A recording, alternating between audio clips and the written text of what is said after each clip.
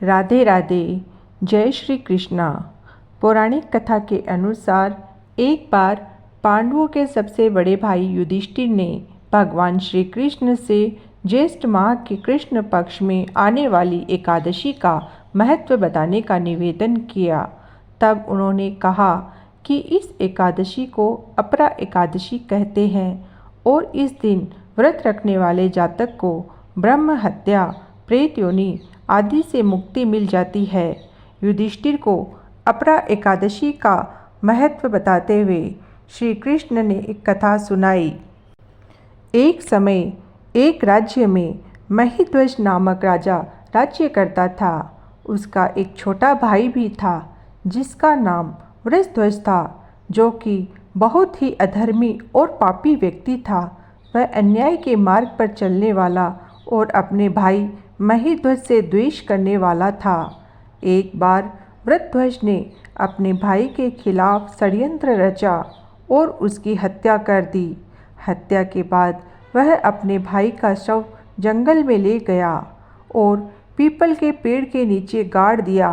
चूँकि राजा महिध्वज की अकाल मृत्यु हुई थी, इसके कारण उन्हें प्रेत योनि में जाना पड़ा और वह प्रेत आत्मा बनकर पीपल के पेड़ पर रहने लगे। प्रेत आत्मा बनने के बाद राजा वहाँ पर उत्पात मचाने लगा। तब एक दिन उस पीपल के पेड़ के सामने से धौम्य ऋषि गुजर रहे थे और उन्होंने उस प्रेत को देखा। देखते ही समझ गए कि यह तो वही राजा है जिसकी अकाल मृत्यु हुई। तब ऋषि ने उस प्रेत को पेड़ के नीचे उतारा और उसे परलोक विद्या के बारे में बताया।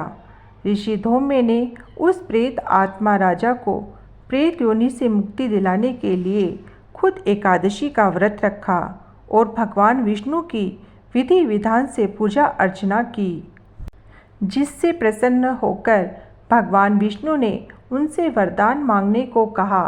तो ऋषि ने विष्णु जी से यह वर मांगा कि उस प्रेत आत्मा राजा को प्रेत योनि से मुक्ति मिल जाए।